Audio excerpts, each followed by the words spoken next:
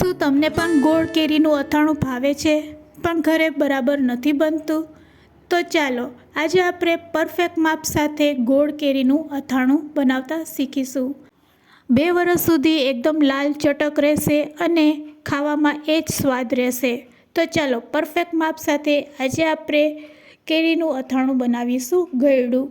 મારી રેસીપી સારી લાગે તો લાઈક અને શેર કરજો।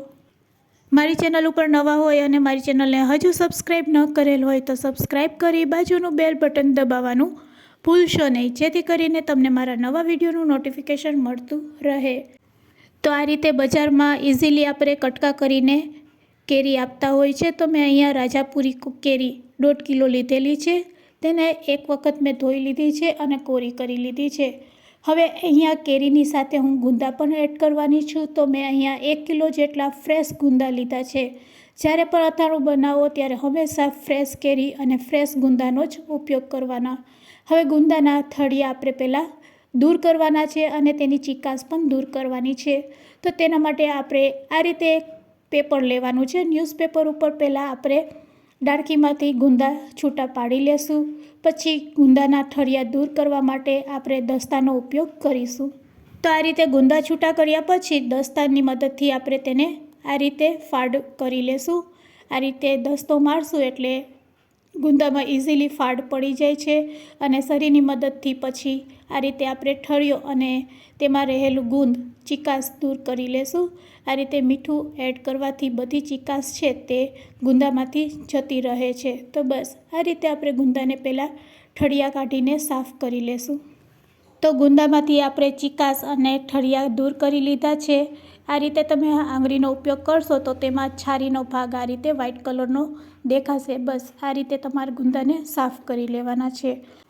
ગુંદાની ચીકાશ દૂર કર્યા પછી હવે આપણે કેરી અને ગુંદામાં હળદર મીઠું નાખવાનું છે અને હળદર મીઠું નાખીને આખી રાત માટે 1 દિવસ માટે રહેવા દેશું। તો મોટા વાસણમાં આ રીતે ગુંદા અને કેરી લઈ લેશું। 1 ચમચી હળદર, 1 ચમચી મીઠું આ રીતે હલાવીને મિક્સ કરી લેશું એટલે ગુંદા અને હળદરમાં મીઠું સરસ લાગી જશે। ફરીથી એ પ્રોસેસ આપણે કરીશું। બચેલા ગુંદા અને કેરી ફરીથી એડ કરી હળદર અને મીઠું એડ કરવાનું 1-1 ચમચી અને આ રીતે હલાવી લેશું। હળદર મીઠું ગુંદા અને કેરીમાં લાગી ગયા છે, લીડથી ઢાંકી દેશું। ઓવરનાઇટ માટે આપણે તેને રહેવા દેશું। આ રીતે આખી રાત તમે રહેવા દેશો એટલે તેમાંથી પાણી રિલીઝ થશે। આ પાણીનો તમે ઉપયોગ કરી શકો છો કાચની બરણીમાં ભરીને ફ્રીજમાં સ્ટોર કરીને બીજા અથાણામાં પણ લઈ શકો છો। તો બસ હવે આપણે ગુંદા અને કેરીને કોટનના કપડા ઉપર સૂકવી દેશું। તમારે એ વાતનું ધ્યાન રાખવાનું છે કે કેરી અને ગુંદાને આપણે તડકે સૂકવવાના નથી। પંખા નીચે ફક્ત 5 કલાક માટે જ આપણે ગુંદા અને કેરીને આ રીતે સૂકવી દેશું। તો મેં કોટનના કપડા ઉપર બધા ગુંદા અને કેરીને સૂકવી દીધા છે। 5 કલાક થઈ ગઈ છે।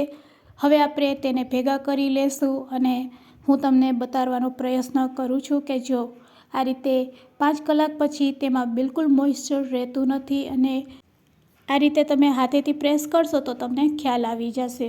તો અહીંયા આપણા ગુંદા અને કેરી સરસ સુકાઈ ગયા છે। જો તમે વધારે ગુંદા અને કેરીને સૂકવશો તો અથાણું એકદમ ચવડ થાય છે।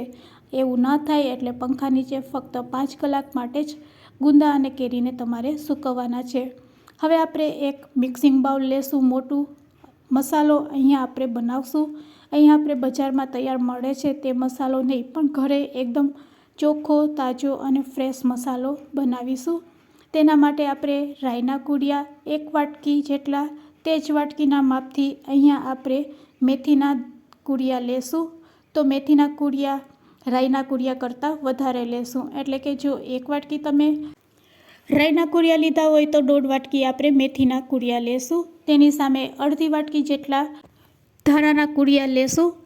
મેથીના કૂડિયા અને ધાણાના કૂડિયા મેં ઘરે મિક્સચરમાં પલ્સ મોડ ઉપર ચલાવીને તૈયાર કરેલા છે। તો આ રીતે તમે પલ્સ મોડ ઉપર ચલાવીને મેથીના દાણા અને ધાણાના કૂડિયા બનાવી શકો છો। વરિયાળીનો ભૂકો એડ કરવો હોય તો તે પણ એડ કરી શકો છો 3 ચમચી। હવે આપણે લવિંગ, તજ અને મરી એડ કરશું। તમારા સ્વાદ મુજબ તમે ઓછા કે વધારે એડ કરી શકો છો। હવે 1 ચમચી જેટલી હિંગ એડ કરશું। હવે એક વાસણમાં આપણે તેલ ગરમ કરીશું, 2 વાટકી જેટલું. એકદમ સરસ ધુવારા નીકળે તેવું તેલ આપણે ગરમ કરવાનું છે. તેલમાં ધુવારા આવે એટલે ગેસની ફ્લેમ બંધ કરી દેવાની છે. થોડુંક આપણે ઠંડુ કરવાનું છે તેલ. ઠંડુ થઈ ગયું છે કે નહીં તેને આ રીતે તમે ચપટી રાઈના કુડિયા નાખીને ચેક કરી શકો છો. આ રીતે રાઈના કુડિયા ઉપર આવે એટલે સમજવાનું કે તેલ આપણું સરસ એવું હજી નવસેકું ગરમ છે.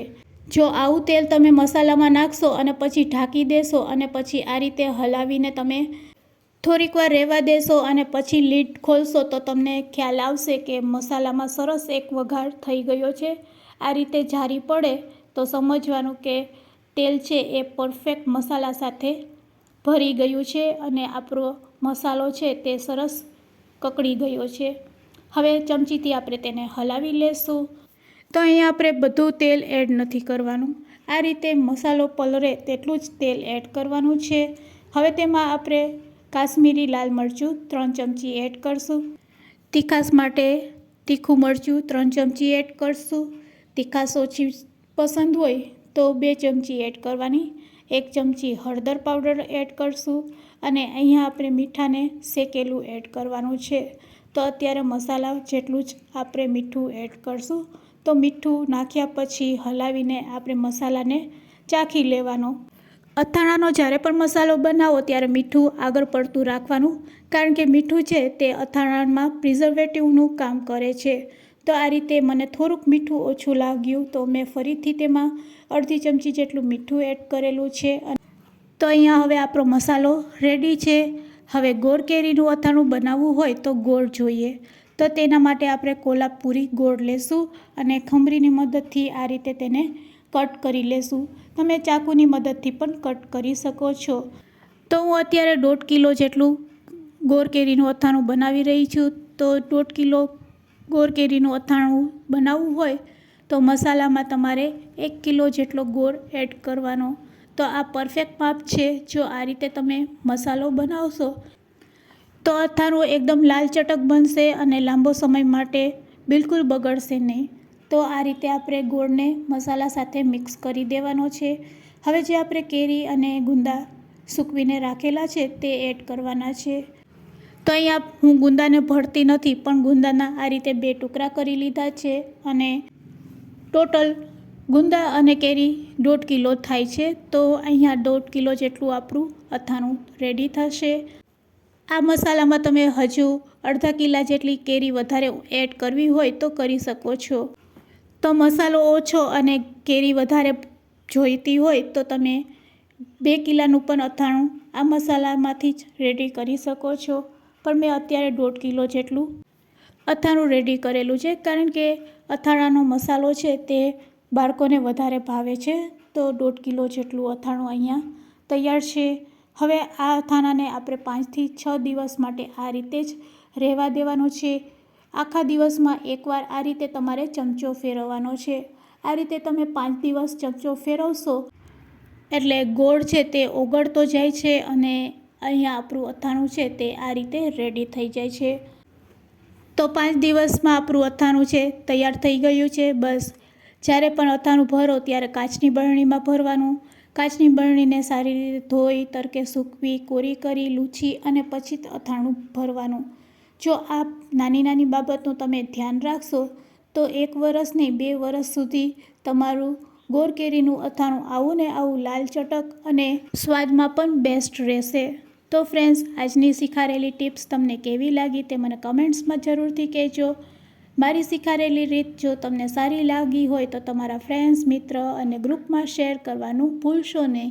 વિડીયોને એન્ડ સુધી જોયો હોય તો એક લાઇક જરૂરથી આપજો. અને હા, મારી ચેનલને સબસ્ક્રાઈબ ન કરેલ હોય અને નવા હોય તો મારી ચેનલને સબસ્ક્રાઈબ જરૂરથી જ કરી લેજો.